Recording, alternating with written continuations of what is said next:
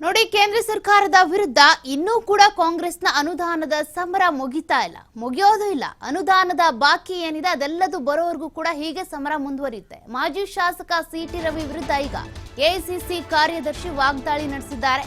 ಬರ ಪರಿಹಾರದ ವಿಚಾರಕ್ಕೆ ಬಿಎಂ ಸಂದೀಪ್ ಕೂಡ ಆಕ್ರೋಶವನ್ನ ಹೊರಹಾಕಿದ್ದಾರೆ. ಸಿಟಿ ರವಿ ಶಾಸಕರಾಗಿ ಮಂತ್ರಿಗಳಾಗಿ ನಾಡ ದ್ರೋಹದ ಹೇಳಿಕೆ ನೀಡುತ್ತಿದ್ದಾರೆ ಅಂತ ಆಕ್ರೋಶ ಹೊರಹಾಕಿದ್ದಾರೆ. ಸಿಟಿ ರವಿ, ಕುಮಾರಸ್ವಾಮಿ ಒಂದೇ ರೀತಿಯ ಹೇಳಿಕೆಗಳನ್ನ ಕೊಡ್ತಿದ್ದಾರೆ.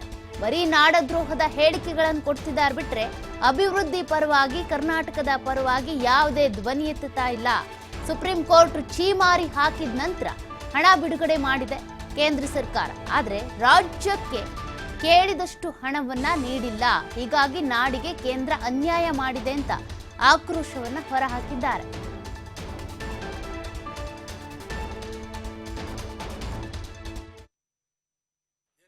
ಸರ್ಕಾರದ ಬರ ಪರಿಹಾರ ಹಣವನ್ನ ರೈತರಿಗೆ ನ್ಯಾಯಯುತವಾಗಿ ತಲುಪಿಸಬೇಕು ಅಂತ ಸಿಟಿ ರವಿಯವರು ಹೇಳಿಕೆಯನ್ನು ಕೊಟ್ಟಿದ್ದಾರೆ.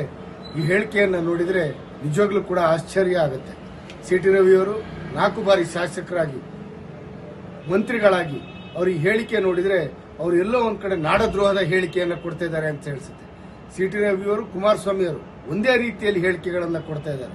ಡಿಸೆಂಬರ್ 20ನೇ ತಾರೀಕಿಗೆ ನಮ್ಮ ಮುಖ್ಯಮಂತ್ರಿಗಳು ಮತ್ತು ಕೃಷ್ಣ ಬೈರೇಗೌಡರು ಅಮಿತ್ ಶಾ ಅವರನ್ನು ಭೇಟಿ ಮಾಡಿ ರಾಜ್ಯದ ಬರದ ವಿಚಾರವಾಗಿ ಅವರಿಗೆ ಸಂಪೂರ್ಣವಾಗಿ ಗಮನಕ್ಕೆ ತಂದರೂ ಕೂಡ ರಾಷ್ಟ್ರದಿಂದ ಒಂದು ಕೇಂದ್ರ ಸರ್ಕಾರದಿಂದ ಒಂದು ಉನ್ನತ ಮಟ್ಟದ ಅಧಿಕಾರಿಗಳನ್ನ ಇವತ್ತು ರಾಜ್ಯಕ್ಕೆ ಕಳಿಸಿದ ನಂತರ ಅವರು ಕೂಡ ಅವರ ಸರ್ವೆಯಲ್ಲಿ ಅದನ್ನು ಹೇಳಿದ ನಂತರ ಅವರು ಹಲವಾರು ತಿಂಗಳುಗಳ ಕಾಲ ವಿಳಂಬ ಮಾಡಿದ ನಂತರ ಸುಪ್ರೀಂ ಕೋರ್ಟ್ನ ಕಟ್ಟೆಚ್ಚರ ಮತ್ತು ಛೀಮಾರಿ ಹಾಕಿದ ನಂತರ ಅವರು ಇವತ್ತು ರಾಜ್ಯಕ್ಕೆ ಸಲ್ಲಬೇಕಾದಂತ 18,172 ಕೋಟಿ ರೂಪಾಯಿ ಬರ ಪರಿಹಾರದಲ್ಲಿ ಅವರು ಕೇವಲ 3,460 ನಿಜವಾಗ್ಲೂ ಕೂಡ ಒಂದು ದೊಡ್ಡ ರೈತರಿಗೆ ಮಾಡಿದಂತ ಒಂದು ಕರ್ನಾಟಕ ರಾಜ್ಯದ ಇಡೀ ನಾಡಿಗೆ ಮಾಡಿದಂತ ಅನ್ಯಾಯ ಅಂತ ಈ ಸಂದರ್ಭದಲ್ಲಿ ಅನ್ಸುತ್ತೆ.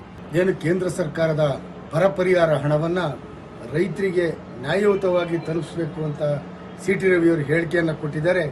ಈ ಹೇಳಿಕೆಯನ್ನು ನೋಡಿದರೆ ನಿಜವಾಗ್ಲೂ ಕೂಡ ಆಶ್ಚರ್ಯ ಆಗುತ್ತೆ.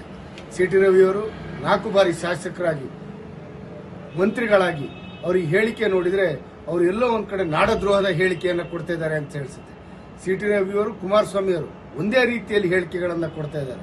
ಡಿಸೆಂಬರ್ 20ನೇ ತಾರೀಕಿಗೆ ನಮ್ಮ ಮುಖ್ಯಮಂತ್ರಿಗಳು ಮತ್ತು ಕೃಷ್ಣ ಬೈರೇಗೌಡರು ಅಮಿತ್ ಶಾ ಅವರನ್ನು ಭೇಟಿ ಮಾಡಿ ರಾಜ್ಯದ ಬರದ ವಿಚಾರವಾಗಿ ಅವರಿಗೆ ಸಂಪೂರ್ಣವಾಗಿ ಗಮನಕ್ಕೆ ತಂದರೂ ಕೂಡ ರಾಷ್ಟ್ರದಿಂದ ಒಂದು ಕೇಂದ್ರ ಸರ್ಕಾರದಿಂದ ಒಂದು ಉನ್ನತ ಮಟ್ಟದ ಅಧಿಕಾರಿಗಳನ್ನ ಇವತ್ತು ರಾಜ್ಯಕ್ಕೆ ಕಳಿಸಿದ ನಂತರ ಅವರು ಕೂಡ ಅವರ ಸರ್ವೆಯಲ್ಲಿ ಅದನ್ನು ಹೇಳಿದ ನಂತರ ಅವರು ಹಲವಾರು ತಿಂಗಳುಗಳ ಕಾಲ ವಿಳಂಬ ಮಾಡಿದ ನಂತರ ಸುಪ್ರೀಂ ಕೋರ್ಟ್ನ ಕಟ್ಟೆಚ್ಚರ ಮತ್ತು ಛೀಮಾರಿ ಹಾಕಿದ ನಂತರ ಅವರು ಇವತ್ತು ರಾಜ್ಯಕ್ಕೆ ಸಲ್ಲಬೇಕಾದಂತ 18,172 ಕೋಟಿ ರೂಪಾಯಿ ಬರ ಪರಿಹಾರದಲ್ಲಿ ಅವರು ಕೇವಲ 3,464